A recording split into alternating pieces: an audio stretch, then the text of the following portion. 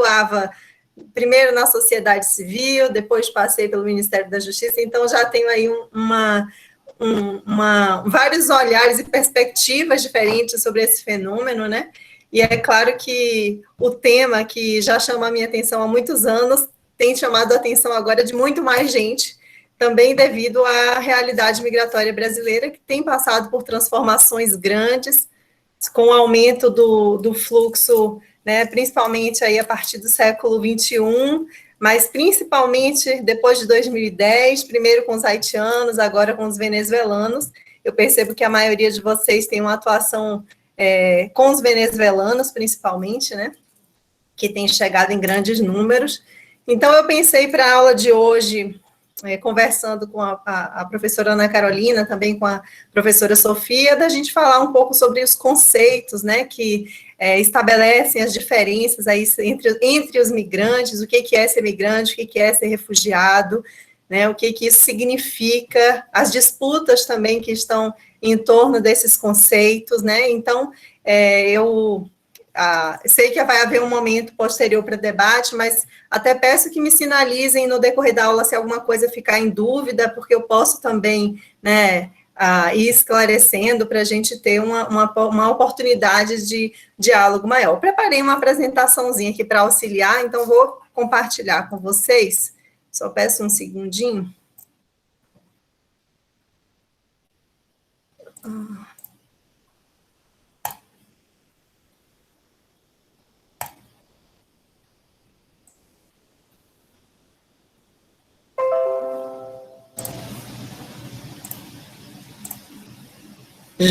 Será que já estão me vendo aí, vendo a minha apresentação?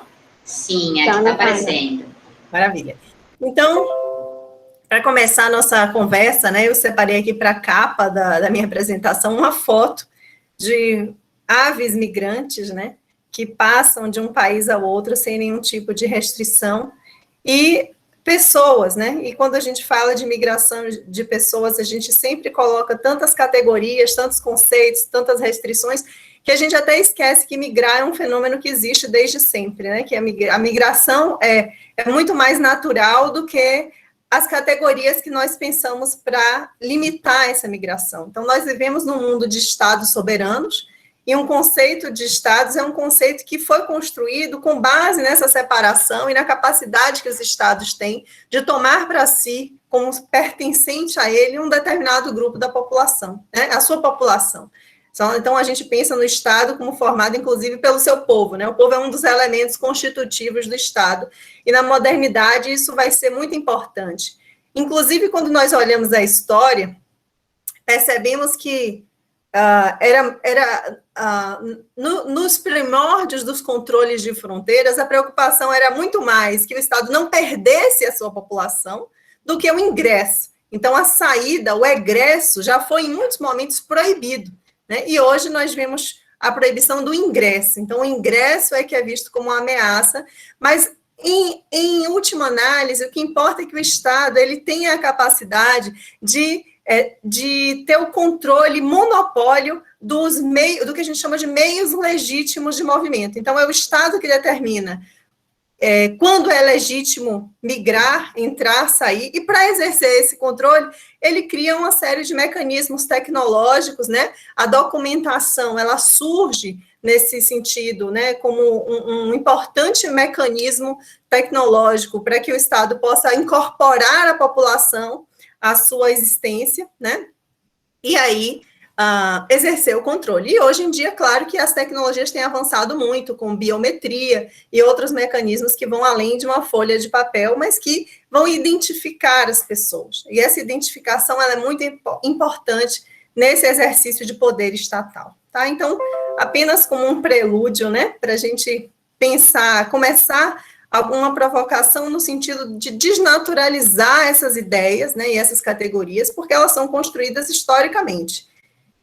E aí, eu trago aqui nesse primeiro quadro, né, uma pergunta, né, o que leva as pessoas a migrar, e respostas que vão aí ser diferentes e que supostamente têm uma relação também com essa pergunta. Esses vários termos têm superposições. Às vezes, a gente usa migrante no sentido mais genérico, né, inclusive os próprios refugiados são migrantes em um certo sentido, porque todos que migram são migrantes. Mas, em outro sentido, é visto também como um sentido oposto ao refugiado. Então, ele não é refugiado, ele é, na verdade, um migrante. Então, a gente tem aqui migrantes, refugiados. A gente, às vezes, qualifica também a ideia de migrantes com adjetivos, por exemplo, migrantes econômicos, migrantes ilegais, migrantes indocumentados. Eu trago também outras categorias que concorrem aqui, né, que estão no mesmo universo, como a categoria dos apátridas, que são as pessoas que não têm uma nacionalidade e, portanto, também dependem de uma proteção internacional, assim como os refugiados. A apatridia está muitas vezes associada a uma situação de perseguição, né? Inclusive, as primeiras definições de refugiados foram definições que incluíam a ideia de apatridia. Nós temos os deslocados internos, né? O que são essas pessoas? São aquelas pessoas que não chegaram ainda a cruzar uma fronteira nacional e, portanto, elas se encontram dentro do país em que elas sofrem algum tipo de perseguição, né? Mas elas só não são refugiadas por uma razão, porque elas não cruzaram uma fronteira. Então, aí a gente vê a importância da definição e da fronteira e do Estado para moldar esses conceitos. O conceito de asilado político, que é um conceito basicamente latino-americano, né? Então, a gente tem essa categoria de asilado, que é uma categoria que tem semelhanças com o refúgio também, mas ela é mais utilizada para figuras mais importantes, né? Então, um ex-presidente da República que é perseguido politicamente, tem um golpe de Estado, né? Ou alguma figura muito proeminente que ganha destaque na mídia. Esses daí são os asilados políticos, enquanto os refugiados são, na maioria das vezes, pessoas anônimas, né? Que não têm aí essa proeminência. Não quer dizer que um refugiado também não possa ter uma proeminência ou ser conhecido, né? Mas o asilado político, ele é essencialmente essa figura, né, que recebeu uma proteção por uma perseguição política específica. Nós temos também outras categorias que são usadas e que geram muita confusão, como a de refugiados ambientais, né? Que seriam aquelas pessoas que precisam fugir do seu país por conta de um desastre ambiental de grande magnitude. E há muita gente hoje no mundo que é deslocada por conta de desastres ambientais. E temos ainda aí a categoria dos solicitantes de refúgio, que são aquelas pessoas que estão no limbo, né? Que fizeram um pedido, uma solicitação, mas que ainda não sabem se serão ou não considerados refugiados no final do processo. Essas pessoas também, elas são aspirantes, digamos assim, ao refúgio, mas podem acabar se tornando migrantes indocumentados ou conseguindo uma outra solução migratória, se tornando, por exemplo, residentes futuramente, né? Mas elas aspiram o refúgio. Essas categorias todas, elas são usadas de maneira muito incorreta, né? A gente vê aí muitas notícias de jornal falando de refugiados e imigrantes ilegais, como se fosse possível ser as duas coisas ao mesmo tempo, né? E isso gera bastante confusão e tem uma importância saber o que significa ser um refugiado e o que significa não ser um refugiado, e em que medida essas categorias abarcam ou não, né, a ideia de proteção, em que medida cada um desses grupos aqui tem o direito de ter uma proteção internacional e até onde vai essa proteção, qual é a extensão dos seus direitos e assim por diante. Então, a gente vai ainda aprofundar um pouquinho em alguns desses conceitos, tá? E a gente vai discutindo eles. E eu trouxe aqui, para começar, a ideia do que é ser um refugiado. Essa definição é uma definição histórica, tá? Então, eu não vou me fixar muito nela, mas apenas trazendo que a primeira definição, a primeira proteção veio em 1921, quando foi criado o Alto Comissariado para Refugiados Russos, né, pós-Revolução Francesa, Revolução Russa, perdão, em 1917, e a Liga das Nações cria esse Alto Comissariado, a antiga Liga das Nações, né, que depois foi substituída pela ONU, que tinha o objetivo de regular o estatuto jurídico da população apátrida de origem russa, porque muitos russos que deixaram a Rússia se tornaram, com isso, apátridas. E ainda, né, organizar repatriação, reassentamento em países que aceitassem recebê-los, providenciar trabalho, assistência humanitária etc. Vejam como esse conceito era um conceito pensado especificamente para um contexto muito localizado, né? Não era um conceito pensado para uma generalidade de pessoas. Esse aqui é uma imagenzinha do passaporte Nansen, né? O documento de viagem que foi criado para essas pessoas. Era um documento internacional. Eu falei no início da importância da documentação para o controle dos estados. Sem um passaporte, que é emitido sempre por uma autoridade estatal, nós não temos a liberdade de entrar e sair dos países.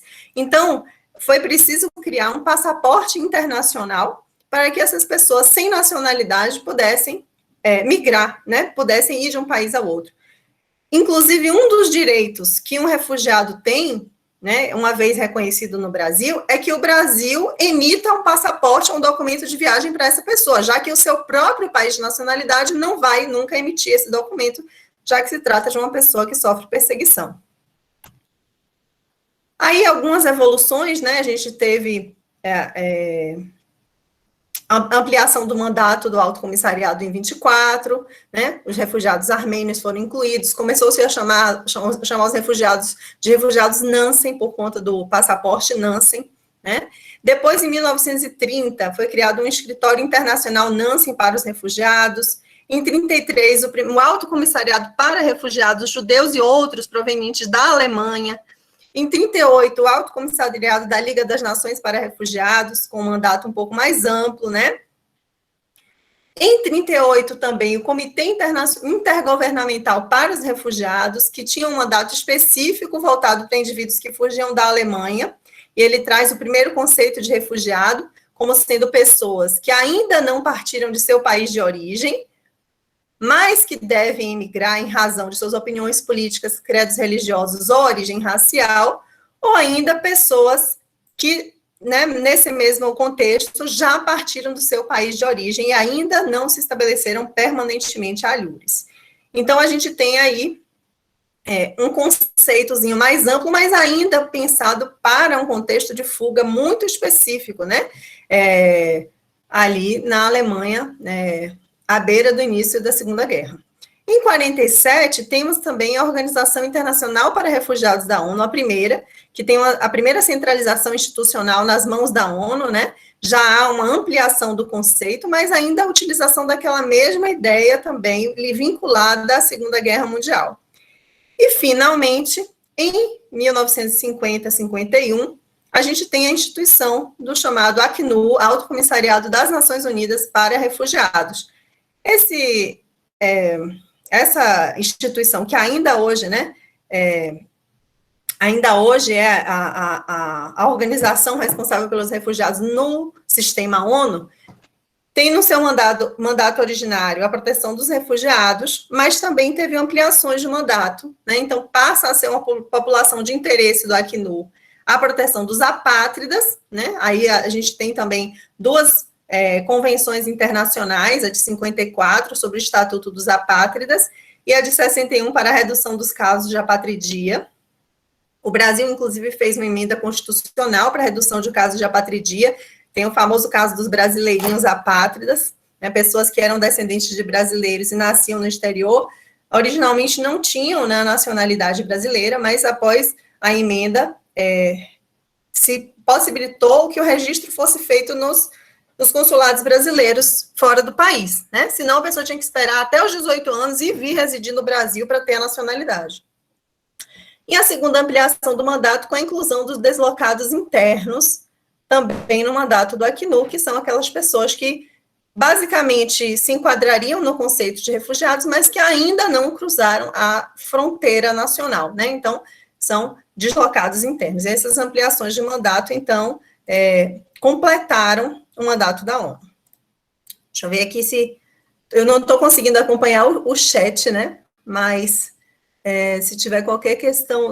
Podia pedir, professor Bertrand, que se tiver qualquer necessidade de me interromper, você me fala pelo microfone, porque como eu estou acompanhando a apresentação, eu não consigo visualizar o chat a todo momento, tá? Sem problema, Natália. Por enquanto, não há nenhum comentário, nenhuma pergunta. Tá.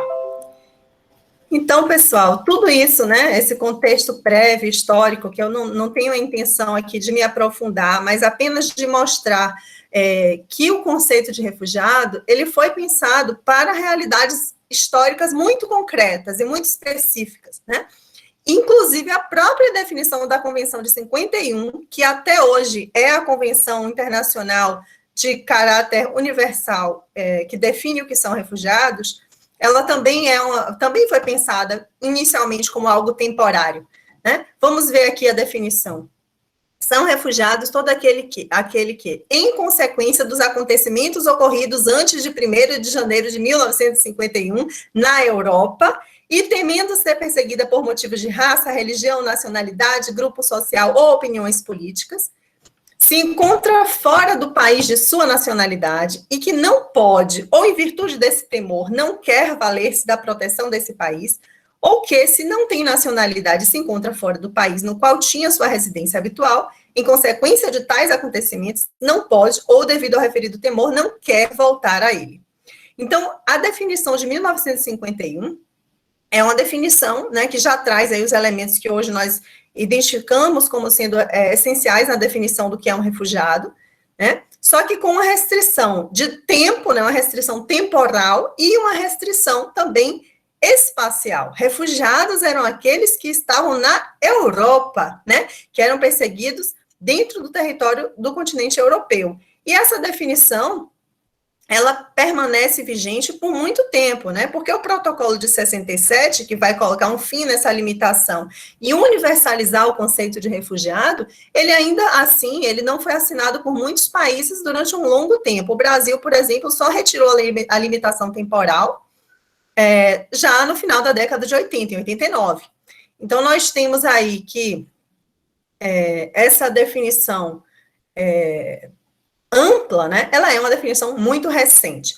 Finalmente, parece que, a partir do protocolo de 67 e da aceitação progressiva dos estados dessa nova definição ampliada, passou-se a entender que o refúgio não era algo que era localizado temporalmente e geograficamente, e que seria necessário ter um marco normativo universal, porque esse não era um problema passageiro. Né? Ele foi pensado, sim, inicialmente para situações pontuais, mas toma-se a consciência de que a situação, que os refugiados eles vão continuar surgindo, né? Devido a conflitos diversos, então seria necessário ter um conceito de caráter mais universal. Natália, a Wilma levantou a mão. Vilma? Não, foi engano aí, deve ter tocado em alguma coisa. Desculpa. Tudo bem. Desculpa. Sem problemas, mas acho que a gente tem, então, né, essa definição, que é uma definição que eu vou me pausar um pouco nela para a gente entender que ela é uma definição específica. Ou seja, quando a Convenção de 51 fala de temor de perseguição, né? Então, a gente está falando de um temor que é individualizado, porque a pessoa tem que ter esse temor, né? Por motivos que são raça, religião, nacionalidade, grupo social ou opinião política. Então, nós temos 5 causas que estão contempladas nesta convenção para configurar o refúgio. Essas 5 causas não incluem, né? Aí nessa definição não está incluído que a pessoa fuja por razões ambientais, por exemplo, né? Então, a ausência da ideia de motivos ambientais, ela nos indica que, quando se fala em refugiados ambientais, o que se está fazendo, na verdade, levantando uma pauta de inclusão de que aquelas pessoas que fogem por razões ambientais sejam protegidas nos mesmos moldes que os refugiados são protegidos nos termos da Convenção de Genebra de 1951. Porém, originalmente, não foi pensado, né, nessa situação de razão ambiental ou de razão de pobreza extrema, de fome e outros fatores que, inclusive, são, sim, fatores que colocam em risco a vida das pessoas, mas elas não estão contempladas na definição jurídica trazida pela Convenção de Genebra de 1951, mesmo com a ampliação, né, do limite temporal e geográfico. Contudo, existem definições regionais que são definições que a gente chama de ampliadas, que incluem outras situações que não estão naquela definição da Convenção de 51. Nós temos uma definição ampliada que é aplicável, está na Convenção relativa aos aspectos dos refugiados africanos, é uma convenção, tem caráter vinculante para o continente africano, né? Foi aprovada em 69 na Organização da Unidade Africana, que diz para a gente, o termo refugiado aplica-se também a qualquer pessoa que, devido a uma agressão, ocupação externa, dominação estrangeira, ou a acontecimentos que perturbem gravemente a ordem pública numa parte ou na totalidade do seu país de origem, ou do país de que tem nacionalidade, seja obrigada a deixar o lugar da residência habitual para procurar refúgio noutro lugar, fora do seu país de origem ou de nacionalidade.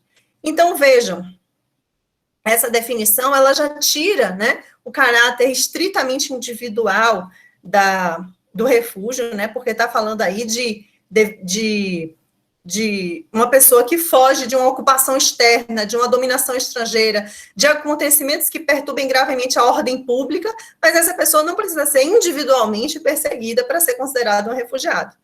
E na nossa região também, né, na nossa região americana, nós temos a Declaração de Cartagena de 1984, que traz, só que essa declaração, diferente da Convenção Africana, ela não tem um caráter vinculante, né? Ela não é uma convenção, ela é uma declaração, e ela traz uma recomendação, que é a recomendação 3, que diz que a definição ou conceito de refugiado recomendável para sua utilização na região é o que, além de conter os elementos da Convenção de 51 e do Protocolo de 1967, considere também como refugiados as pessoas que tenham fugido dos seus países porque a sua vida, segurança ou liberdade tenham sido ameaçadas por violência generalizada, agressão estrangeira, conflitos internos, violação maciça dos direitos humanos ou outras circunstâncias que tenham perturbado gravemente a ordem pública.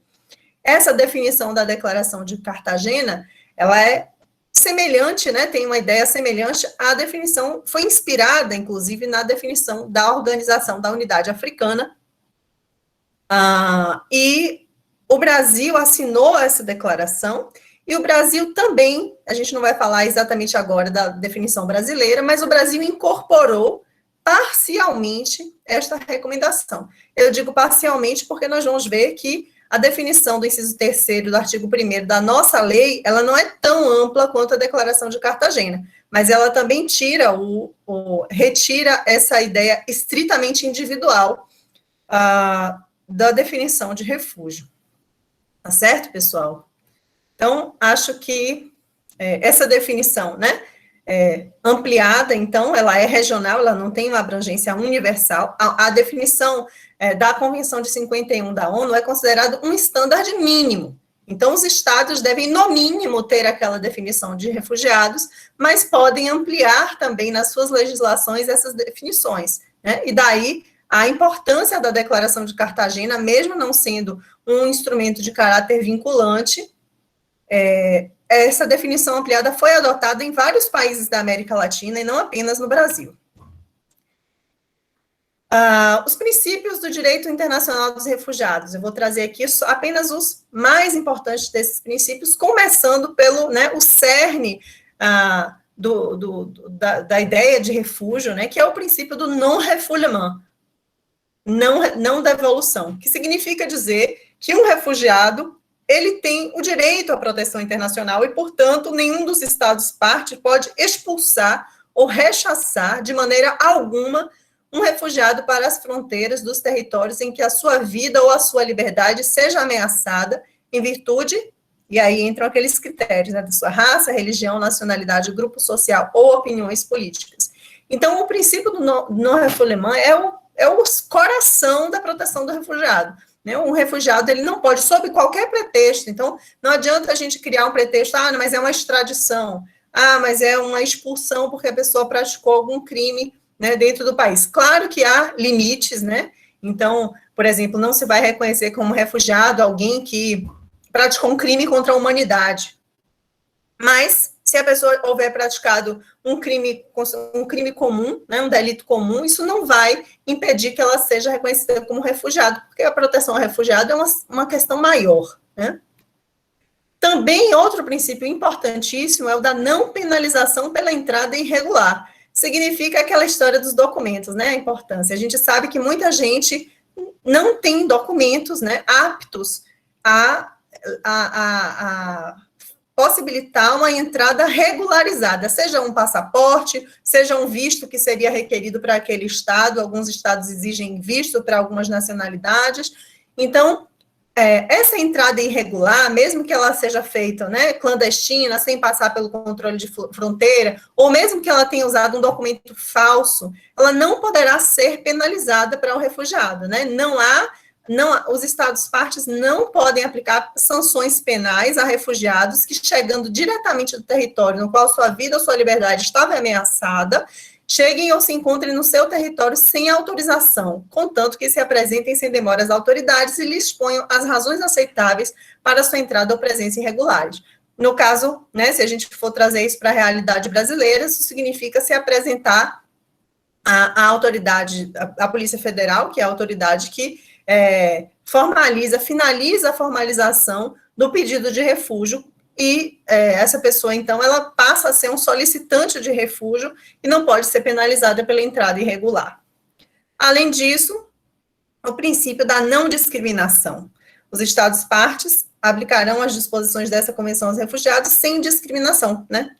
Obviamente, né? Não precisava nem dizer que não pode ser discriminatório, ainda mais em relação à raça, religião, ou ao país de origem, que são aí parte definidora do que é ser refugiado. Aqui eu trouxe apenas alguns dados para a gente entender a magnitude, né, do questão. Nós temos aí que 79,5 milhões de pessoas forçadas a se deslocar até o final de 2019, dessas 26 milhões são refugiados, 45 milhões deslocadas internamente. Vejam que o número de deslocados internos é bem superior ao número de refugiados. Isso se explica aí pela contenção, né, pela ideia de contenção nas fronteiras. O Acnur atua, né, na proteção desses deslocados, e isso inclui aí diversos campos de refugiados, né? Então, uma grande parte dos refugiados do mundo não estão vivendo em cidades, estão vivendo em campos de refugiados, estão próximos dos locais onde sua vida corre risco, e então esse número chama muita atenção, né? Então, são pessoas que não conseguem chegar a ser refugiadas, porque não conseguem cruzar uma fronteira.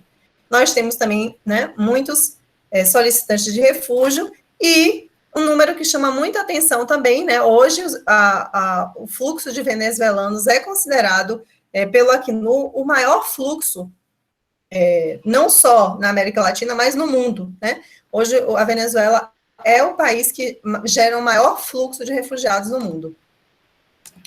Professor Natália? Sim. Temos uma pergunta de Gabriela. Eu vou ler a pergunta. Nesse momento de fronteiras fechadas, o que acontecerá com aqueles que tenham entrado irregularmente no território nacional? Então, isso é uma questão, né? Hoje que tem sido muito debatida, não é atualmente com as fronteiras terrestres fechadas. E esse fechamento ele é específico das fronteiras terrestres. Ele afeta mais fortemente os venezuelanos, sem nenhuma dúvida, né, que são os que mais entram pela fronteira terrestre. E isso tem impedido as pessoas de fazerem uma solicitação de refúgio, que é um direito, né, fazer a solicitação. A pessoa não pode nem fazer a solicitação do refúgio. Então, certamente que é uma questão jurídica muito complicada, né, assim, e a falta do protocolo de refúgio coloca essa pessoa em uma situação de alto risco dentro do território nacional, né? Então, inclusive, quem tiver a curiosidade de ler o decreto do fechamento de fronteiras, verá que há uma menção específica aos nacionais da Venezuela, o que é chocante, né? Porque parece, né, uma distinção, em certa medida, discriminatória. Há uma exceção à entrada, né, que são os residentes das zonas de fronteira, que tem algumas pessoas que têm um registro, né, que podem circular entre dois estados, dois países, mas que, neste momento, está suspensa essa circulação especificamente para os venezuelanos. Então, não sei nem como te responder, né? O que acontecerá? Acontecerá o pior. Acontecerá que eles não poderão ter acesso à proteção, acontecerá que eles não vão ter acesso, quando a gente pensa em combate à pandemia, acontecerá que essas pessoas podem ter dificuldade de acesso aos serviços de saúde e, com isso, né, colocar em risco a própria vida e também a do Estado. Não faz sentido, do ponto de vista do combate à pandemia, não pensar nos imigrantes e nos refugiados como pessoas que devem ser protegidas também, né? Então, isso é uma questão. E é isso, né? Então, assim, casuisticamente, a gente sabe que quando há situações muito específicas, às vezes há algum tipo de força-tarefa e que essas pessoas têm acesso à solicitação, mas não tem sido a regra, né? Então, a regra tem sido de não ter acesso ao pedido de refúgio. Eu não estou falando de não ter acesso ao refúgio, porque o refúgio para os venezuelanos foi reconhecido, só que as pessoas não conseguem fazer o pedido diante das fronteiras fechadas, né? Então, acho que a gente vai debater um pouquinho isso, mas quando a gente for discutir a qualificação jurídica específica dos venezuelanos, que eu vou trazer para vocês, tá bom? Tá ótimo. Deixa eu sair aqui vocês estão da apresentação, estava nos dados, né? Então, aqui.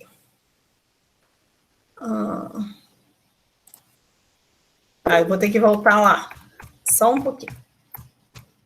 Então, aqui alguns dados, né? A gente precisa desmistificar algumas ideias sobre refúgio, né? A primeira delas é a ideia de que os refugiados estão nos países de primeiro mundo. Isso não é verdade. A maioria dos refugiados estão em países em desenvolvimento, né? Então, a gente vê que 85% estão em países em desenvolvimento. E quando a gente vê, aqui nesse dado, Turquia, Colômbia, Paquistão, Uganda e Alemanha, né, que é o único país de primeiro mundo que entra como um dos países que mais recebe refugiados. Principais países de origem desses refugiados, né, no total, né, são a Síria, Venezuela, Afeganistão, Sudão do Sul e Mianmar. Acho que e o dado de que 1% da população mundial está deslocada, né, que é um dado também impressionante. 1% da população mundial é realmente muita gente. 73% estão em países vizinhos. Então, o primeiro local para o qual as pessoas fogem, no caso de uma situação de risco para a sua vida, é um país fronteiriço, né? E uma grande parte dessas pessoas, 68%, saíram apenas desses 5 países que eu acabei de falar. Bom, e aí eu chego, né, no que eu queria chegar, falei tudo isso sobre o que é um refugiado, para a gente entender qual é a ideia por trás dessa proteção, né, e o que define o refugiado e os migrantes. A gente pensa sempre que os refugiados são uma espécie de migrantes forçados, ou seja, pessoas que não tinham a liberdade de escolha, que migraram involuntariamente, elas precisaram migrar, elas migraram para salvar suas vidas. Mas a gente também sabe, e tem se reconhecido isso de várias formas, que há também outros grupos que são migrantes forçados, mas que não se enquadram nesse conceito de refugiados, até porque esse conceito, como eu já ressaltei aqui, ele foi pensado num contexto histórico específico, e ele é um conceito restrito, né? Ele é um conceito muito limitado. Que não existe hoje ambiência política, né, na ONU para rediscutir o conceito de refugiados, mas seria preciso hoje rediscutir, pensando na atualização desse conceito. Então, a gente pensa sempre em voluntariedade, né? Então, migrantes, aqueles que a gente fala assim, essa pessoa migrou porque quis, então esse é o migrante, né?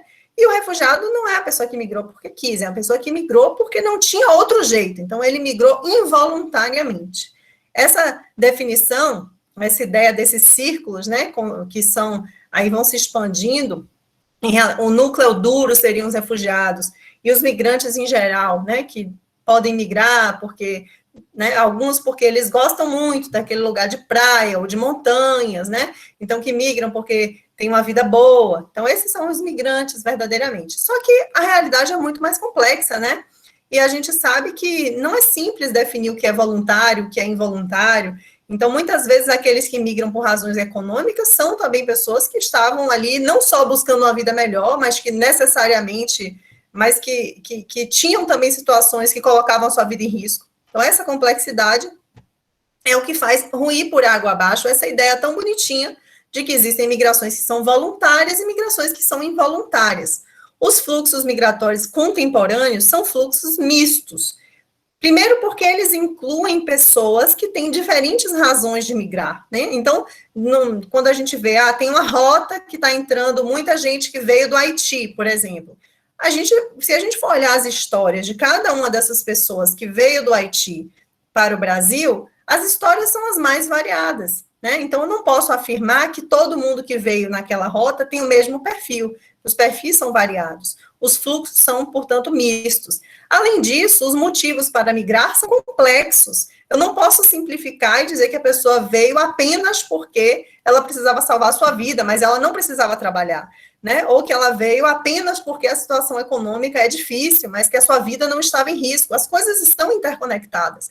Então, isso é o que coloca, nos dias de hoje, né, essa limitação conceitual, trazendo um problema muito grande para a gente lidar na realidade migratória, porque a realidade migratória, ela dos fluxos contemporâneos, é uma realidade em que as razões para a migração são estruturais, e os rótulos, né, os que a gente chama na teoria migratória de labels, eles não dão conta, né, dessas categorias. Então, há várias estratégias para ampliar definições. Então, cria-se, por exemplo, a ideia de migrante de proteção humanitária complementar. Então, essa pessoa que precisa de proteção humanitária complementar, ela não é um refugiado, mas ela merece proteção internacional. Só que não existe nenhum instrumento internacional capaz de garantir essa proteção. Então, os estados vão criando estratégias que, por vezes, também tendem a restringir ainda mais o conceito de refugiados, pensando que esse conceito de refúgio também precisa ser protegido. Então, vamos proteger. Se todo mundo for refugiado, o conceito vai perder a sua força. Então, esse é um discurso que a gente também vê bastante, né? Que é preciso proteger o conceito. O conceito precisa ser preservado, senão daqui a pouco ninguém vai mais poder acessar o refúgio. E aqui eu trouxe, né, uma chargezinha para a gente refletir juntos. Se alguém quiser comentar, e a gente pode dialogar um pouco sobre essas definições, né? É uma charge, foi publicada num número especial da revista, ai meu Deus, que agora me fugiu o nome, SUR, Revista Internacional de Direitos Humanos. Teve um número especial, já tem um tempinho, sobre imigrações, de Payam, a nacional do Irã, cartunista iraniano. O que a gente pode pensar a partir dessa charge, né? Dessa reflexão que eu tentei trazer para vocês? Alguém gostaria de comentar?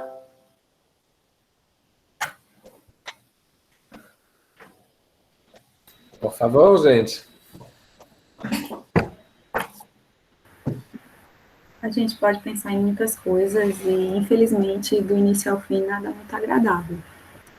Se você olha bem para o iniciozinho lá, ou no finalzinho do ponto de vista, né, da imagem, você vê ali uma destruição enorme, né, do local de origem desses refugiados, e eles vindo, né, a família inteira aí representada, nesse caso, pelo pai e a mãe da criança, trazendo pouco que lhe sobrou, quando sobra alguma coisa, e eles sendo induzidos, né, de certa forma, sendo obrigados, e aí de uma forma bem explícita, chicoteados, né, a passarem por esse funil, esse aro que afunila essa entrada, e um aro dolorido, né, porque ele não fez um aro reto, mas fez um aro com, eu esqueço o nome exato que se dá para esse tipo de metal, e que ele fere, para que você possa passar por ele e adentrar num outro local que nem sempre é aquilo que você espera e, de fato, todo o processo é muito doloroso. É isso que eu consigo enxergar.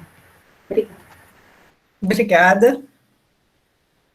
Obrigada, Camila. Arame farpada, ela botou no chão. Arame farpada. Essa charge me faz muito pensar uma outra bem parecida que eu vi no jornal Le Monde já há uma década, mais ou menos, e o título da charge se chamava A Fortaleza Europa. E então você via uma fortaleza imensa em torno das fronteiras do espaço Schengen na Europa, e todos os migrantes esperando na porta da fortaleza, sendo retido então em vários lugares, como na África do Norte, como na Ilha de Malta, como na Grécia, na Turquia, etc, etc. Então, sim, as duas são bastante conectadas, assim, tem o mesmo poder de sugestão, tá? E esse ainda pior, porque há realmente o risco de não acertar o pulo e ficar de fora do círculo, e ali, bom, enfim, não sabemos onde esses migrantes cairiam, infelizmente. Enfim, então uma imagem super forte, tá? E que acho que condiz bem como que estão vivendo os migrantes na hora atual em vários lugares do mundo. Sim. Natália. Oi, opa, desculpa. Não, eu só queria comentar a imagem que ela é bem forte. O que me chamou a atenção, além da extrema restrição da entrada na União Europeia, a violência, né? Acho que o arame farpado, ele fala sobre essa violência, mas eu prestei atenção também em relação ao hemisfério sul, ou seja, de onde essas pessoas estão vindo para poder entrar na União Europeia. A gente olha assim e vê um ambiente bem degradado, né? Bem destruído.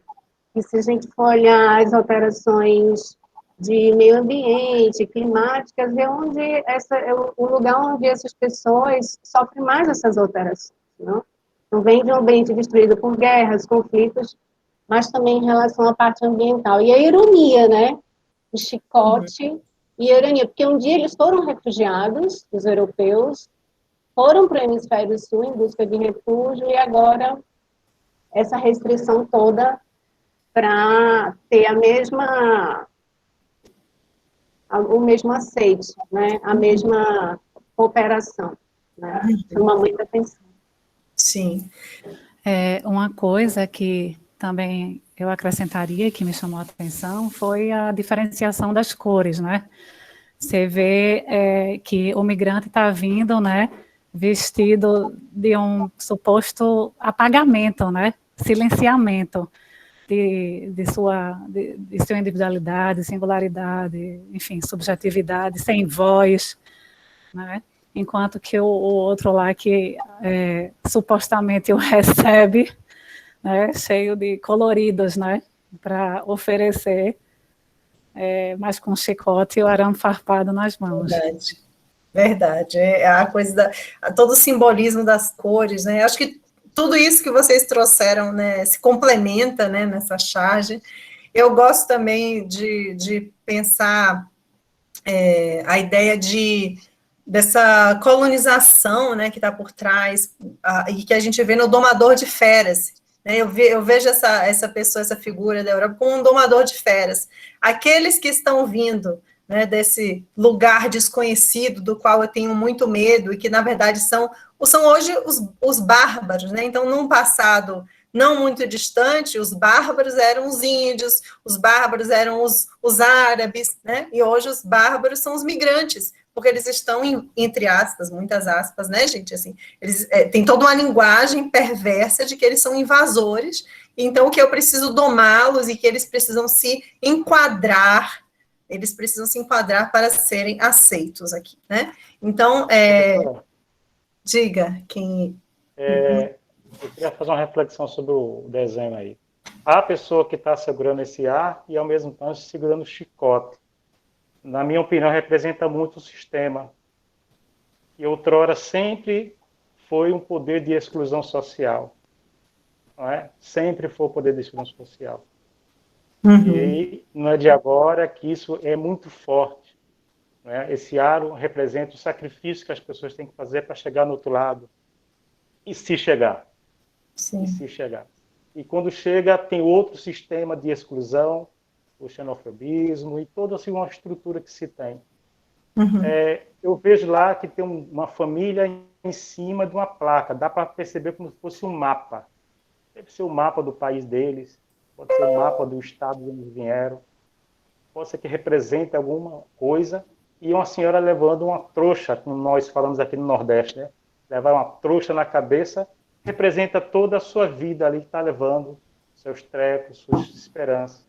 Então, isso representa para mim um sistema que é excludente, que é satânico e que é do mal. É isso. Acho que todos vocês, né, se complementaram aí, né, e é uma imagem forte que tem também muitas interpretações e muita coisa para nos dizer dessa experiência tão forte. E, para além de tudo isso, né, eu queria ressaltar como que o próprio conceito de refugiado também contribui para essa restrição, na medida em que ela estabelece um círculo bem pequenininho, né, no qual as pessoas, digamos assim, teriam o direito legítimo de ingressar e ser protegidas, deixando de fora muitas outras situações, né, em que a pessoa não teria um direito, então, de ter aquele acesso garantido e liberado. Então, a gente não pode esquecer que o refúgio, enquanto ele inclui, né, um grupo de pessoas, ele também exclui todas aquelas pessoas que não se enquadram nesse conceito. É um conceito que contribui para a regulamentação, né, para a definição desses meios legítimos de movimento pelo Estado. É uma ferramenta também de controle de fluxos migratórios, né? Então, ele vai contribuir a se somar às várias tecnologias estatais nesse controle.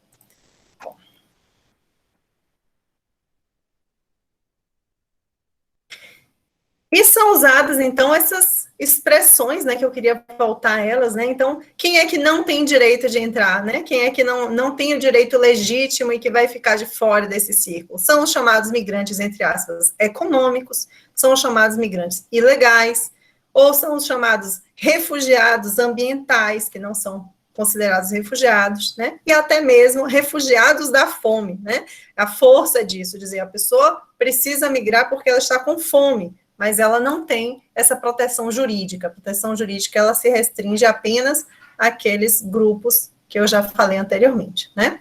Então, a importância disso que eu queria trazer, a partir até tem uma citação aqui do texto, que eu coloquei alguns trechinhos, tá? E tem aqui a citação do Pablo Seriani Cernadas, a linguagem como instrumento de política migratória. E isso quer dizer, como a gente chama esses migrantes, tem um peso muito grande e funciona como um mecanismo de exclusão também. Por exemplo, lendo aqui essa frase da direita, né? O presidente do Conselho Europeu, em 2016, quando a gente teve... Sim, tá me ouvindo? acho que voltou. Agora voltou. Alô, alô? Sim, voltou. Sim, Agora voltou. Então, quero fazer um apelo a todos os potenciais migrantes econômicos ilegais. Então, ele junta duas ideias bem negativas, né? Migrante econômico e ilegal. Eu vou repetir. Do outro lado aqui, do meu lado esquerdo, né? Nós temos a fala de um migrante que diz: vocês têm que entender que ninguém coloca seus filhos em um barco a menos que a água seja mais segura do que a terra, né? Então, os riscos que um imigrante assume para chegar do outro lado desse mar, né? Aqui são as charges que fazem referência à União Europeia, e mais uma também bem forte que eu trago, que tem um salva-vidas com uma boiazinha com estrelinhas da União Europeia, e ele está de costas para o mar, né? Por que ele está de costas para o mar? Quem que ele quer proteger? E aí a gente até... Ih, perdi a conexão, caramba. Então, retomando aqui, né, de onde nós estávamos, essa charge que eu ia comentar, é uma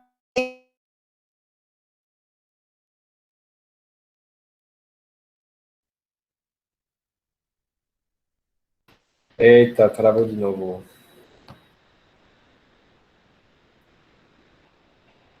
Situação, né, a seriedade desse risco que se corre, né, para ingressar na Europa é de tal modo que as pessoas, às vezes, elas afundam o próprio barco, porque só assim elas conseguem a ajuda, né, porque existem algumas regras, como se precisasse ter uma regra para dizer isso, que é obrigatório prestar socorro para quem está afogando, e do contrário, essas pessoas não vão conseguir, muitas vezes, ingressar, né, no país que elas estão almejando ali. Qual que é o problema da gente falar de migrante econômico? É que o conceito de migrante econômico não tem nenhum tipo de base jurídica. Basicamente, o único conceito que tem base jurídica é o de refugiado, né? Seu uso recorrente tem sido feito em comparação ou contraposição ao termo refugiado. Este sim, que tem uma conotação jurídica e é baseado na Convenção de 51 sobre o Estatuto dos Refugiados. Natália? Oi, pessoal. Voltei. Oi, Natália. Oi, Natália. Desculpas, que desespero aqui. Reiniciei o modem. Que isso, acontece mesmo. A Ana Carolina me deu uma sugestão. Eu vou deixar minha câmera desligada só até a internet estabilizar mais. Sim, sim. Sim. Tá certo, então... Vamos todos aqui ficar desligados para não pesar aqui a conexão. Tá.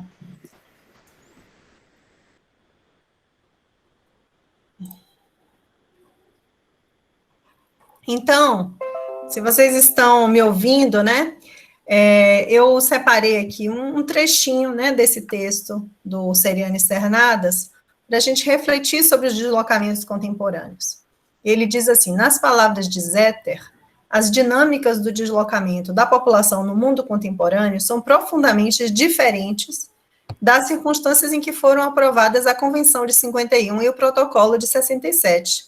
A crescente complexidade das circunstâncias, a crescente complexidade e as lógicas indiscriminadas de violência, conflito e perseguição, juntamente com fatores como pobreza e má governança, produzem imigração involuntária, sendo muitas vezes uma combinação de fatores que estão no centro do deslocamento. No entanto, muitas pessoas que emigram estão fora das categorias previstas nas regras que definem de forma muito limitada os desafios e necessidades de proteção, enfatizando questões conceituais sobre a evolução e a extensão da interpretação da proteção das pessoas forçadamente deslocadas. Para Delgado Wise, o desenvolvimento desigual no contexto neoliberal gera um novo tipo de migração que pode ser caracterizada como forçada por meio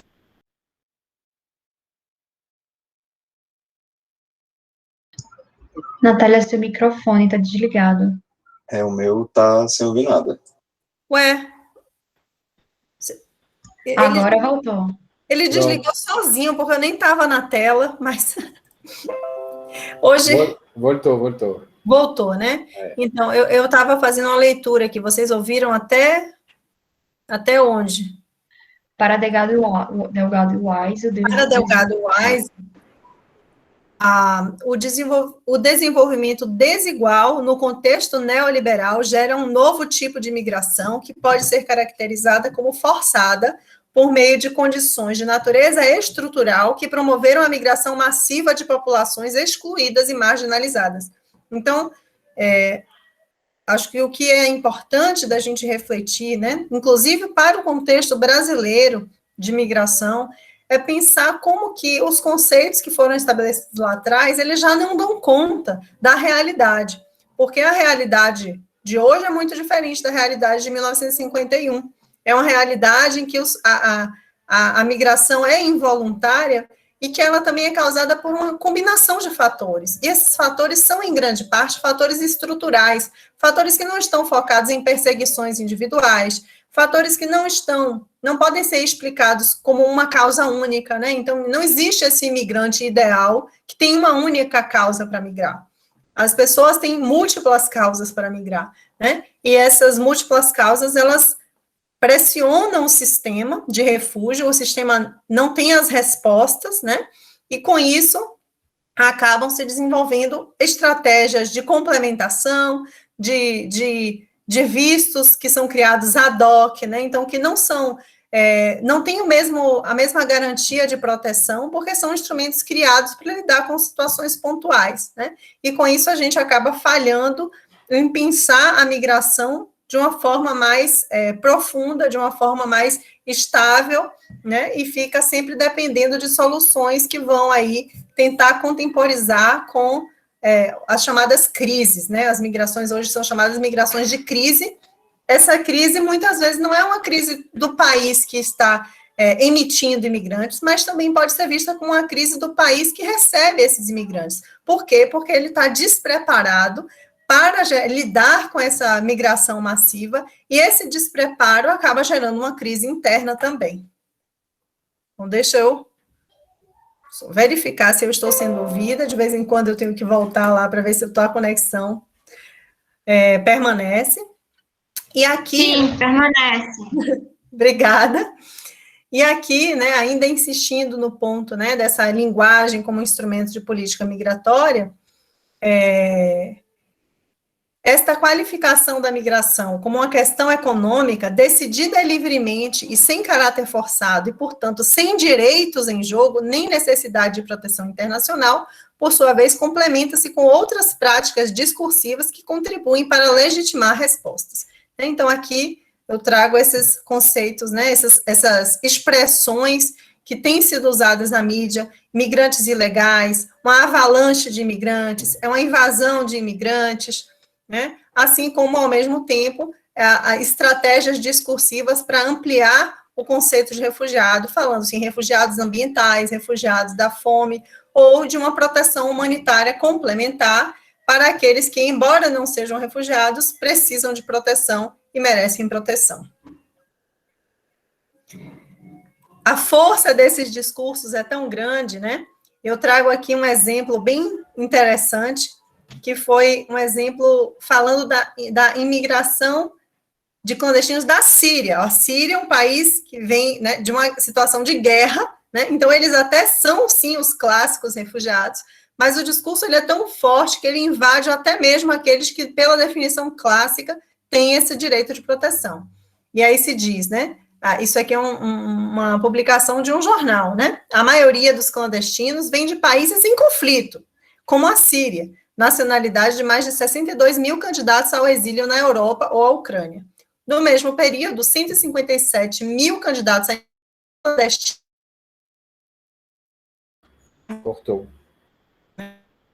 Está travando, Natália.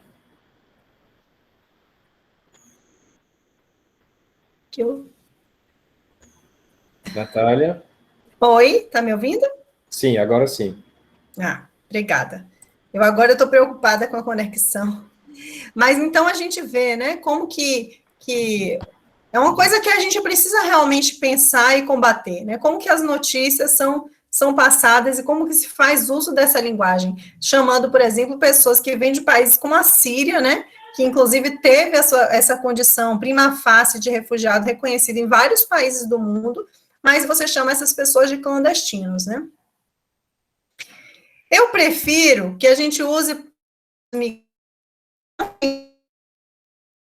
são migrantes indocumentados.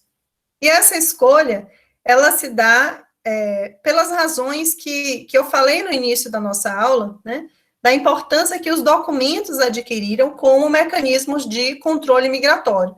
Então, aqueles que não têm, né, um documento válido para justificar juridicamente a sua presença, podem ser qualificados como migrantes indocumentados, né? Desse modo, a gente evita a utilização, por exemplo, de expressões como migrantes ilegais. Essa expressão migrante ilegal, ela tem sido combatida aí pelos movimentos, né, ligados aos migrantes, como sendo uma expressão que qualifica um humano como sendo ilegal, né? Então, a palavra, o peso da ilegalidade, ela também é um empecilho para que a pessoa consiga acessar direitos, né? Os migrantes indocumentados, eles têm uma série de direitos. E pode parecer redundante dizer isso, mas eles são seres humanos e, portanto, eles são destinatários de direitos humanos. o assunto não parecia muito claro, né? Tanto assim que a Corte Interamericana de Direitos Humanos precisou emitir uma opinião consultiva, a opinião número 18, em que ela afirmou isso, né? Migrantes indocumentados são seres humanos, logo têm todos os direitos humanos. E essa opinião consultiva, ela estabeleceu uns marcos jurídicos para se pensar a proteção dos migrantes indocumentados, aqueles que, portanto, são protegidos pelos institutos do refúgio, né, e que estão em situação irregular. Entre elas, a obrigação dos estados de respeitar e garantir os direitos, independentemente do status migratório. Então, não importa se o migrante é regular ou irregular, ele ainda assim tem que ter os seus direitos respeitados, né? O princípio da igualdade e da não discriminação foi considerada uma norma ius cogens de direito internacional, ou seja, é uma norma cogente, admitiu-se isso na Corte Interamericana. É uma norma que não admite, portanto, exceções, que não admite derrogações por parte dos estados, né? O direito às garantias judiciais e a tutela jurisdicional efetiva é necessário, né? Ele está contemplado dentro desses direitos. Não é porque uma pessoa é indocumentada, está irregularmente no país, né? Chamada também de clandestina ou ilegal, que ela não tem o direito de acessar o poder judiciário. Até porque, sem o acesso ao poder judiciário, não é possível garantir nenhum outro direito, né? Então, esse é o direito básico, né? Para poder ter acesso a outros direitos. E ainda, muito importante, os direitos laborais decorrem da condição de trabalhador e não de migrante, e, portanto, devem ser respeitados e garantidos pelo Estado. Então, mesmo um imigrante irregular, se ele está numa relação de trabalho, de emprego, né, e ele tem o seu direito trabalhista violado, ele deve ter acesso a todo o sistema judiciário e todos os direitos que são garantidos pela legislação, que são decorrentes da sua relação de trabalho. A gente sabe que os migrantes, e sobretudo aqueles que estão em situação irregular, são extremamente vulneráveis a condições precárias de trabalho, a trabalho escravo, né? Ou melhor, a trabalho em condições análogas à de escravo, que é como se fala corretamente, né? Então, a gente sabe que existe essa vulnerabilidade, e a razão dessa vulnerabilidade é justamente o abuso da vulnerabilidade dessa pessoa que não pode recorrer ao poder estatal, né, porque tem medo de uma eventual deportação, e, além disso, não tem toda uma rede social, familiar de proteção, que, em geral, né, evita que a pessoa caia numa rede dessa de tráfico ou de trabalho forçado. Apesar disso, a Corte Interamericana reconheceu que os estados podem fazer distinções entre migrantes documentados e indocumentados, e entre migrantes e nacionais, porém, sempre que esse tratamento seja razoável, objetivo, proporcional e não lesione direitos humanos. E ainda que os estados podem estabelecer mecanismos de controle de ingresso e saída de migrantes indocumentados em seu território, os quais devem se aplicar com respeito às garantias do devido processo e à dignidade humana. Então, essa opinião consultiva, ela é um marco, né, na nossa compreensão internacional sobre os direitos humanos dos migrantes indocumentados, até porque esses direitos não estão protegidos em nenhum outro documento, né, internacional. Não existe uma convenção, eu até acho que eu coloquei isso num outro slide mais à frente, mas existe uma convenção dos direitos dos trabalhadores e membros da sua família, né, que é uma convenção que protege direitos de trabalhadores migrantes documentados e indocumentados. Porém, o Brasil não ratificou essa convenção, então nós não estamos vinculados a ela no plano internacional. O nosso marco internacional de compreensão desses direitos, então, vai ser a opinião consultiva da Corte Interamericana de Direitos Humanos, que está, na verdade, dizendo o óbvio, né? Todos os seres humanos, inclusive os migrantes, mesmo indocumentados, têm direito a uma certa proteção e ao acesso a direitos que são considerados fundamentais. O que dificulta realmente o acesso dos migrantes indocumentados a esses direitos, ainda que eles os tenham na teoria, e que levou a Corte a fazer essa afirmação, né, que parece esdrúxula de tão óbvia, é que o Estado tem o monopólio dos meios legítimos de movimento, e, portanto, ele tem o poder de excluir a pessoa do seu território. E não é difícil perceber, então, o problema. Como pode o migrante indocumentado cobrar seus direitos universais se esses direitos não são capazes de elidir o exercício da soberania, que pode suprimir a ele próprio, né? Então, os migrantes indocumentados tendem a evitar qualquer contato com autoridades estatais pelo risco de deportação inerente a esse contato. Então, o migrante ele tem medo de ir ao judiciário, porque o judiciário faz parte do Estado.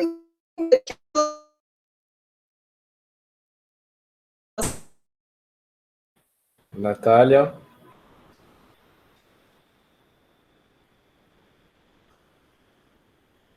A Comissão Interamericana, ela fez uma série de recomendações relacionadas à Covid-19, né? E havia uma parte dessas recomendações voltadas para a proteção dos migrantes. O áudio falhando novamente. Falhou, mas voltou. Pronto. Havia uma parte dessas recomendações voltadas para a proteção dos migrantes, né? E qual era a preocupação? Entre elas, que o migrante, né, que está em situação irregular, que o refugiado, seja quem for, uma vez procurando o serviço de saúde para se tratar de Covid, né, não fosse deportado, né? Então, é como se a gente precisa estabelecer o que se chama de cortina chinesa, né? Quer dizer, não pode haver comunicação entre os serviços estatais, né? Para garantir que essa pessoa não vai ser deportada. Do contrário, ela não tem como ter acesso aos direitos. Então, essa separação, né, entre a proteção à saúde e o serviço imigratório, ela é necessária para garantir que essas pessoas tenham acesso a direitos humanos básicos, né? Então, da mesma forma, uma campanha de vacinação, digamos, ela também tem que ter como alvo a população imigrante, inclusive os migrantes indocumentados, até para ter sucesso, né? E, ao fazer isso, ela não pode colocar esses imigrantes em risco de serem deportados, porque, do contrário, ela nunca vai atingir o seu objetivo. Ela tem que ser clara diante dessa população de que aquilo ali, o Estado está cumprindo outro papel, não é o papel de exclusão, mas o papel, naquele momento, de proteger um direito, né? Então, esse é o grande desafio, porque os próprios imigrantes, eles veem o Estado como um inimigo, né? Como alguém que está ali para excluí-los, né? Então, eles, ao mesmo tempo que eles se beneficiam dessa invisibilidade, mas essa invisibilidade também os coloca em risco extremo, porque eles não vão ter acesso à jurisdição estatal, né, em todos os seus sentidos. Então, eu coloco aqui, né, o que eu considero que são alguns desafios que têm níveis variados. O primeiro desafio é implementar as normas existentes, porque já temos, né, um conjunto jurídico amplo de proteção dos migrantes. Contudo, eles não são, é difícil implementar, por exemplo, a relação de trabalho, né, o acesso à justiça trabalhista para os migrantes indocumentados. Ela é muito difícil de implementar, mas ela já é garantida pela lei. O segundo é desenvolver políticas migratórias que sejam compatíveis com a proteção desses direitos, né, e aí a gente está, digamos assim, em idas e vindas, temos uma nova lei de imigração, mas acho que isso vai ser assunto de outra aula, não vou entrar muito nisso. Só que ela também tem aí dificuldade de ser implementada, né? Então, não é uma coisa que flui tão bem, né?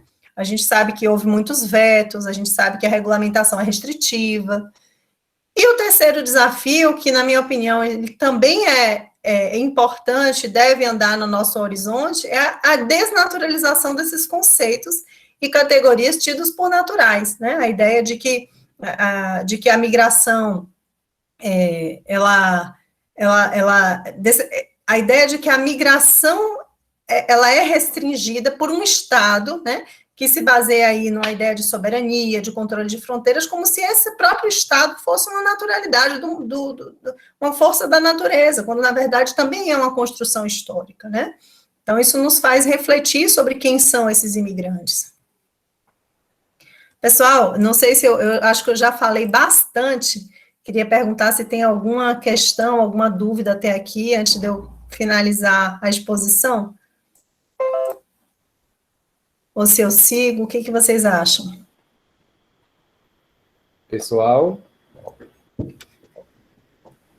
Eu estou achando ótimo. Está dando para entender, Bertrand, apesar das quedas de internet? Sim, não, perfeitamente.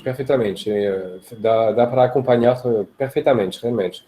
Vamos ver o pessoal se pronunciando. Então, vou continuar, tá certo? Sim, pode conseguir, sim. Então, pessoal, falando um pouquinho a partir agora da nossa normatização no Brasil, né? Hoje nós tínhamos o Estatuto do Estrangeiro até 2017, né? A Lei 6815 de 80, foi uma lei que foi aprovada, né, ainda nos moldes da ditadura militar, da ideia de segurança nacional, né? O migrante era colocado nessa lei como uma questão de segurança mesmo, e não como um sujeito de direitos, e essa lei foi vigente até 2017, até anteontem, né, digamos assim. Ela foi substituída pela Lei 13.445 de 2017, que é a nova Lei de Migrações. Eu já vi que vocês vão ter uma aula com o João Guilherme sobre essa lei, né? Então, eu já fico tranquila em relação a isso, vou deixar para as próximas.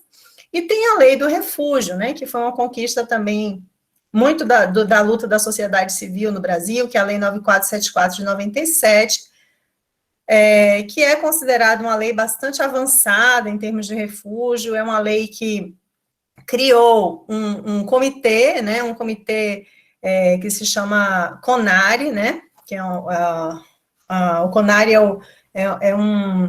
o Comitê para Refugiados, que decide solicitações de refúgio, e que no Brasil tem uma peculiaridade de ser um comitê interministerial, e que tem participação da sociedade civil com direito a voz e voto, então isso é considerado um ponto alto, né, forte da lei. Também tem participação do Acnur, só que apenas com direito a voz, sem voto. E esse sistema, né, de refúgio, como eu falei, ele era um sistema muito bonito, mas ele só foi colocado à prova muito recentemente, porque o Brasil tinha um número minúsculo de refugiados até o ano de 2019. É um número, assim, de 11 mil pessoas, assim, reconhecidas na história, né, desde que começou a haver, desde a criação do CONARE em 97, né, apenas 11 mil pessoas tinham sido reconhecidas no Brasil como refugiados. E esse número, ele subiu abruptamente a partir de dezembro de 2019, quando o CONARE reconheceu que havia uma situação na Venezuela que caracterizava, que justificava refúgio para essa população, né? A realidade também, ela vem mudando, né, desde o início do século XXI, com aumento de fluxos migratórios do chamado Sul Global. Então, nós temos hoje o ingresso não apenas de pessoas que vêm também de países chamado primeiro mundo, né, mas também de vários países africanos, de vários países da América Latina.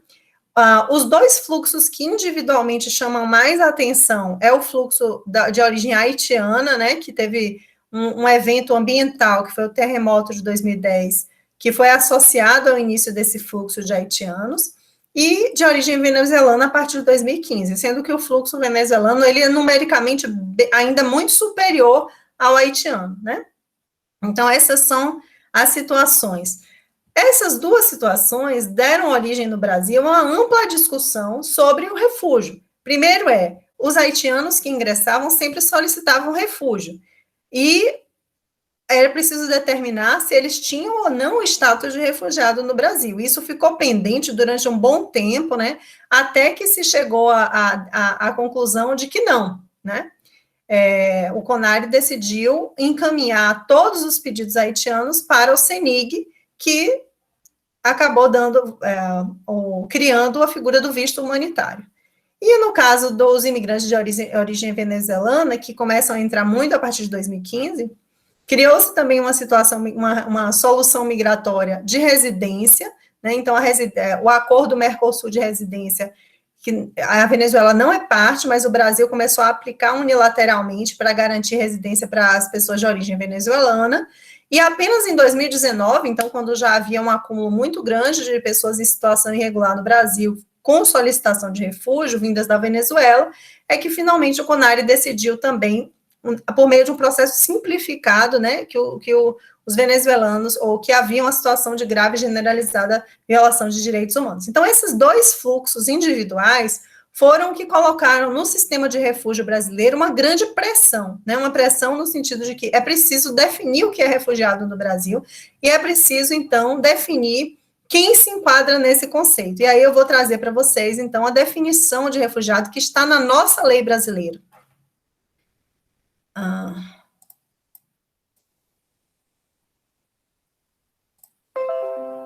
Primeiro, artigo 1º, será reconhecido como refugiado todo indivíduo que, devido a fundados temores de perseguição por motivos de raça, religião, nacionalidade, grupo social ou opiniões políticas, encontre-se fora de seu país de nacionalidade e não possa ou não queira acolher-se à proteção de tal país. Essa definição do artigo 1º, ela é bastante semelhante à definição que a gente viu lá na Convenção de 51, né, que é o standard mínimo. A gente tem aqui, claro, alguns elementos que poderíamos explorar, por exemplo, a ideia de fundado temor, né? Então, o temor é uma situação subjetiva, mas quando a gente diz que ele tem que ser fundado, eu também estou exigindo que, objetivamente, esse temor é justificado por uma situação fática naquele país de origem que coloca, então, em risco essa pessoa, né? O segundo inciso, ele estende, né, essa proteção para as pessoas apátridas, né, não tendo nacionalidade e estando fora do país, não possa ou não queira ele regressar em função das mesmas circunstâncias descritas no inciso anterior, perseguição por motivos de raça, religião, nacionalidade, grupo social, opiniões políticas, e aí entra o artigo inciso 3, esse, né, que foi considerado o grande trunfo, o nosso grande avanço, que era tirar o caráter estritamente individual, ampliar a definição de refugiado, que seria aí, muitos falam, né, que é a adoção do Brasil, da recomendação de Cartagena, embora não seja total, né, vejam que aqui há uma adoção parcial que diz que é refugiado aquele que, devido a grave e generalizada violação de direitos humanos, é obrigado a deixar seu país de nacionalidade para buscar refúgio em outro país.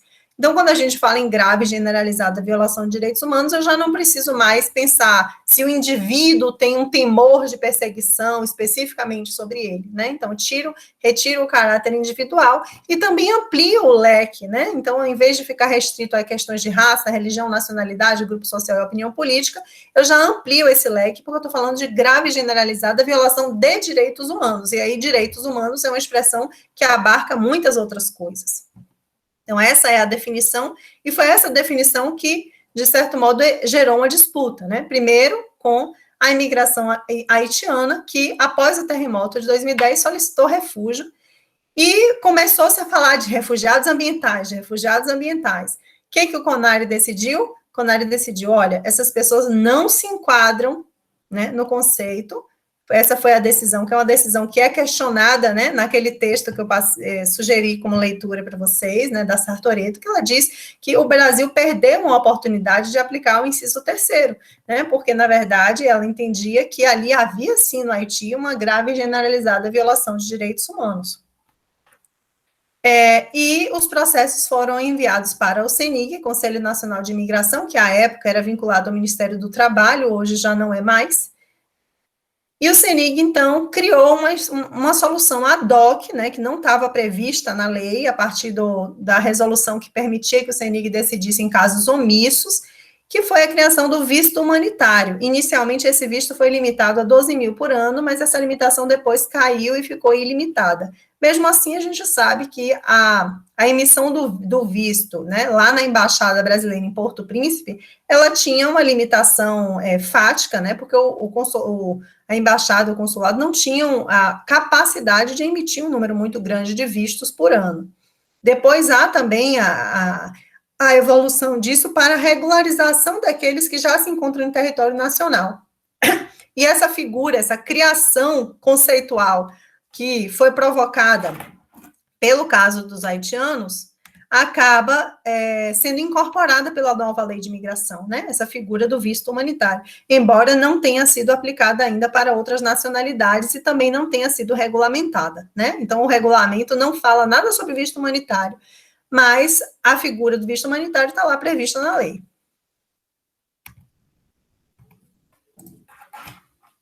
E a imigração venezuelana, que traz aí também uma pressão grande sobre o sistema de refúgio, porque muitos desses venezuelanos, eles vão solicitar refúgio, né?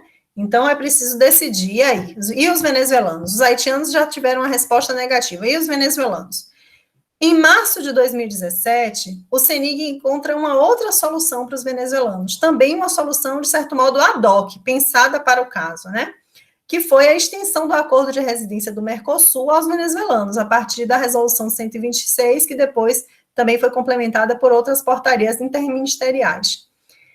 E então, vejam, de 2015 a 2017 não tinha solução jurídica nenhuma. Em 2017 se cria uma solução para a regularização migratória dos venezuelanos. E em dezembro de 2019, ou seja, bem recentemente, logo pouco antes de a gente ter o início da pandemia, o CONARE reconheceu a existência de uma situação grave e generalizada de violação de direitos humanos na Venezuela e também estabeleceu um processo simplificado de reconhecimento do status de refugiado para nacionais da Venezuela, entendendo, então, que eles não precisariam, por exemplo, passar por uma entrevista individual. Então, o processo ele ficou mais rápido, mais simples, né? E milhares de casos foram deferidos de uma vez só. Mais de 46 mil venezuelanos já foram reconhecidos desde essa data, né? Foram umas 3 ou 4 decisões, na primeira foram 20 mil, aí na segunda já foram, né, até chegar nesse número aí. Então, somados aí com os outros refugiados reconhecidos no Brasil, o Brasil hoje tem um total de uns 55 mil refugiados reconhecidos, e a grande maioria deles é venezuelano, e também é muito recente, né? E a situação mais recente, que é o fechamento das fronteiras, e coloca aí essa situação. Esses regulamentos normativos, essas categorizações, elas são complexas, né, como a gente já vem conversando até aqui, e essas formas de regularização migratória, no caso dos venezuelanos, elas convivem. Então, de um lado, nós temos a mesma situação que leva a essa migração massiva, leva a soluções jurídicas diferentes. Nós temos pessoas que são reconhecidas como refugiados e pessoas que optam por pedir a residência com base no acordo de Mercosul, né? Não é possível ter as duas coisas, ou é uma ou é outra.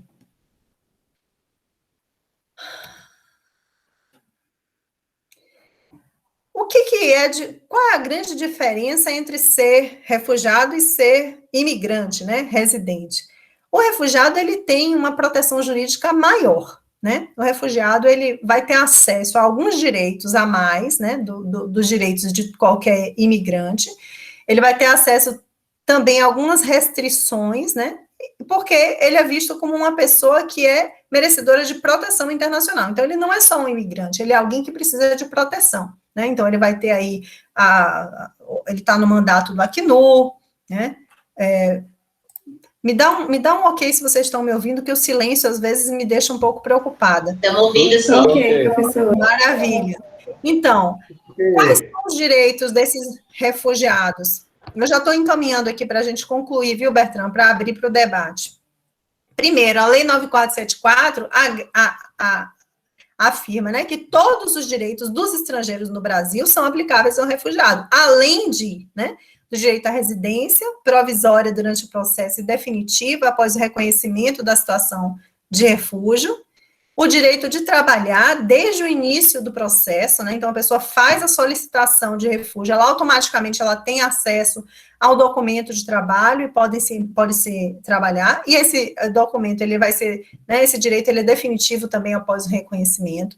Além disso, a condição atípica dos refugiados deve ser reconsiderada quando da necessidade de apresentação de documentos, então isso é uma coisa, né, muito importante aí para quem atua na frente com refugiados, pensando no reconhecimento dos direitos, é que se eles estão fugindo de uma situação tão grave, não deu tempo de organizar, pedir segunda via de diplomas, de certificados, de documentos de identificação, né? Tanto é que aquelas portarias interministeriais lá, relacionadas ao caso da Venezuela, né, foram diminuições de requisitos documentais, porque se você apresenta uma lista gigante de documentos que o imigrante precisa te apresentar para ter acesso a um direito, ele não vai ter esses documentos, ele não tem documentos, ele tem alguns documentos, obviamente, mas ele não pode ir pedir uma segunda via do documento que ele não tem. Então, a lei garante que deve ser levada em conta essa necessidade, essa dificuldade. Além disso, o acesso à educação, né? tanto o reconhecimento de certificados e diplomas, como também os requisitos para a obtenção da condição de residente e o ingresso em instituições acadêmicas em todos os níveis devem ser facilitados, né? É com base nesse dispositivo aí que várias universidades têm criado vestibular exclusivo para refugiados, mecanismos de reconhecimento de certificados e diplomas facilitados e assim por diante, né? Além disso, o refugiado ele também tem direito à cédula de identidade emitida pelo Brasil e passaporte para viagem, né? Passaporte de estrangeiro, e ainda, né, direitos sociais, acesso, enfim, a todos os programas sociais. Isso aí não está expresso na lei, mas é um entendimento, né, já consolidado na jurisprudência também, programa Minha Casa Minha Vida, benefício emergencial, acesso ao SUS, etc. O que o refugiado não tem direito? Ele não tem direito de deixar o país sem autorização, né? Isso é vinculado à ideia de que, por ele estar sendo protegido, né, ele é uma responsabilidade do Estado brasileiro, ele não pode voltar, principalmente ao país onde a sua vida estava correndo risco, né, isso pode colocar, ele pode ter um risco de perder a condição de refugiado se fizer isso, e ele também não pode votar nas eleições. E por que eu trago isso, né? Vocês podem dizer assim, professora, óbvio, né? Claro que não. Mas não é assim, a gente hoje tem vários países que reconhecem o direito de voto, pelo menos nas eleições locais, municipais, para os refugiados. Afinal de contas, ele não pode fazer isso no seu país de origem, de onde ele precisou fugir, né? Então, no Brasil ainda há uma pauta muito forte de garantia de direitos políticos para os refugiados, que está bastante atrasada, né? Porque nós não temos reconhecimento desse direito em nenhum nível, nem mesmo nas eleições municipais, locais, que são coisas que afetam a vida de todas as pessoas. Eu já estou realmente, assim, no último slide, na verdade, aí depois a gente pode dialogar bastante. Só para dizer, né, no caso dos direitos dos migrantes, né, aqueles que não são refugiados, qual é a legislação aplicável hoje? É a Lei 13.445 de 2017, é a nossa lei de migrações, né? Essa é a legislação nacional, é uma legislação que foi uma vitória muito grande, né, no sentido de garantir que esses sujeitos, que esses imigrantes, eles sejam considerados sujeitos, né, sujeitos de direitos, pessoas que estão buscando, por exemplo, legitimamente o acesso ao trabalho, né, mas essa lei, ela também tem sido bastante discutida como sendo uma lei que não consegue ser executada na sua plenitude, né, por conta de alguns vetos, né. Por exemplo, vou dar para vocês um exemplo assim que chama muita atenção. O conceito de migrante que a lei trazia foi vetado. Então, é uma lei de migrações que não tem conceito de migrante, né? Porque entendeu-se que ele era um conceito muito amplo, né? Que era um conceito que não era adequado a um Estado que também tem uma tentativa aí de ser soberanista em relação às migrações, né? De não abrir mão desse poder de decidir quem entra, quem sai, e assim vai, né? Então, nacionalmente, nós estamos nesse momento, né, de também ainda não ter uma compreensão plena do que vai ser o futuro das leis de migrações, né? O regulamento, né, tem sido acusado de ter várias disposições até inconstitucionais, de fazer restrições que não tinham sido colocadas pela lei, e internacionalmente, eu já falei aqui que o Brasil não é parte da Convenção Internacional sobre a Proteção dos Direitos dos Trabalhadores Migrantes. Nós temos aí as opiniões consultivas da Corte Interamericana, que colocam interpretações sobre a Convenção Americana sobre os Direitos Humanos e garantem, né, que esses direitos são também aplicáveis aos migrantes. Nós somos signatários da Convenção Americana, né, chamada também de Pacto de São José da Costa Rica, e, portanto, estamos vinculados a essas convenções interpretadas pela Corte Interamericana de Direitos Humanos, que é o órgão com poder para interpretar.